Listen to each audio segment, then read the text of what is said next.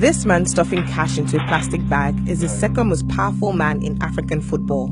This referee taking $600 was due to be officiating at the World Cup this month. These are just a few clips of hours of secret filming gathered over the past 2 years by controversial Ghanaian journalist Anas Arameyo Anas. When this story comes, there's going to be a lot of trouble. His footage, exclusive to BBC Africa Eye, appears to show dozens of referees taking cash before games in both domestic and international tournaments, and top officials also taking gifts.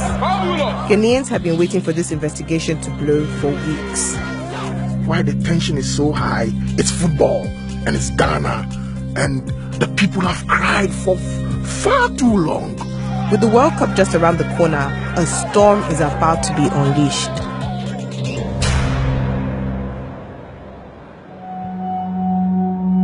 The scale of Anas's investigation is huge. Over 100 football officials and their bosses took cash from undercover reporters, and over 150 separate payments in total.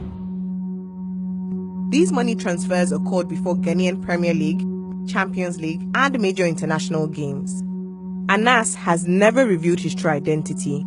Some are very critical of his journalistic methods, in particular, the way he conducts his secret filming. What actually happens is that you are being entrapped into something that you have least idea about. And I think that it's really hurts people.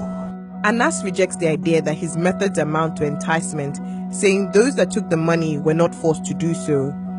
With football loved deeply across Ghana, many people have been rallying in support of his latest investigation, both on social media and over the radio waves. Football is a very beautiful game, and we're all looking forward to this video from Anas, and we just hope that it will clean our system. We think that things must change.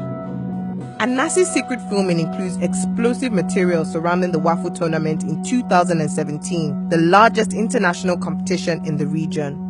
Referees took cash from Anas's men, who posed as Ghanaian fans before numerous games, including on one occasion just hours before a match between Ghana and Mali. Match official Ibrahima Jallo of Gambia was among those filmed.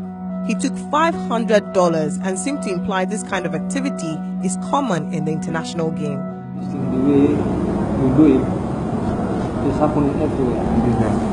I told you in the morning, it's not a matter of bribery or the way I think trying to bribe me or try to bribe me. It's not my fault. What is important there is the relationship. Jallo told the BBC he had never been given any money to fix a match. He denied wrongdoing. It's against the rules of FIFA and the Ghanaian Football Association for referees or officials involved with the game to take any cash gifts. Anas's investigation went beyond regional football and targeted a major international referee, Rangi Marwa of Kenya, who was due to be running the line as an assistant referee at the World Cup in Russia. He was approached by an undercover journalist posing as a Ghanaian football official during the African Nations Championship. Marwa, sitting in a hotel room, took $600 in cash. I know that no, this is, thank you for the gift, but this is what is important is that friendship, getting to know each other. FIFA says Marwa has resigned from the World Cup refereeing team. He told the BBC he denied any wrongdoing.